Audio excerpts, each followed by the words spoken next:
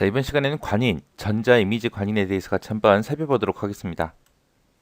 자, 관인이다라고 하게 되면 관인은 행정기관이 발신하는 인증이 필요한 문서 있죠. 거기다 찍는 그런 도장을 보고 우리가 관인이라고 합니다. 관인은 한글로 된 글자로 가로로 그렇게 새겨서 우리가 사용을 해야 돼요.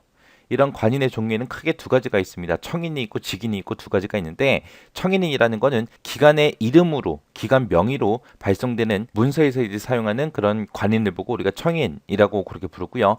직인이다라고 하게 되면 행정기관의 장이나 보조기관 명의로 이제 발송되는 그런 문서에서 사용하는 관인을 보고 우리가 직인이라고 합니다. 이런 도장을 찍는 위치요. 도장 찍는 위치는 발신명이 표시되는 마지막 글자 있죠. 그 마지막 글자가 인형의 가운데로 오도록 해서 그렇게 찍습니다. 등본이든 초본이든 민원 서류 있죠. 그럼 민원 서류를 발급하는 경우에는 발급 기간장 표시 오른쪽 여백에다가 찍어서 그렇게 발급해줘요. 이때 이제 인형의 색깔은 전부 다 빨간색이 원칙이에요. 빨간색이 원칙인데, 만약에 출력을 하거나 복사를 하거나 우리가 팩스를 통해서 문서를 접수하는 경우에는 검정색으로 또 그렇게 할 수 있습니다. 이런 관인 같은 경우에는 그냥 우리가 일반 사람들이 도장을 파서 막 사용하듯이 그렇게 사용하는 게 아니고요. 반드시 등록을 하고 그리고 사용을 해야 돼요. 그래서 인형을 관리대장에 등록해서 우리가 보존을 해줘야 됩니다.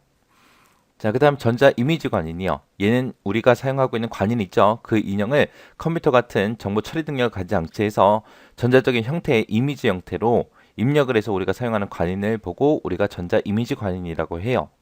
이런 전자 이미지 관인도 우리가 앞에서 관인했을 때 관인도 관인 대장에다가 등록하고 우리가 보존하고 사용한다 그랬죠. 그것처럼 얘도 전자 이미지 관인 대장에다가 등록을 해야 돼요. 등록을 하고 이 파일은 정보와 담당 부서에서 이제 관리를 해서 사용하는 거예요. 이 전자 이미지 관인을 사용하다가 만약에 폐기를 하거나 재등록을 하고 싶어요.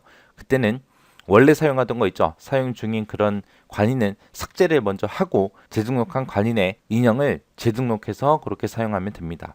해서 폐기하거나 재등록할 때는 사용 중인 거를 먼저 삭제를 한다. 삭제를 하고 재등록을 하더라. 자, 관인하고 전자 이미지 관인에 대해서 같이 한번 살펴봤는데, 우리 관인 있죠. 관인에서 우리 청인하고 증인이 있었어요. 종류가 그 두 가지가 있었고, 찍는 위치도 배웠고, 인형의 색깔도 배웠습니다.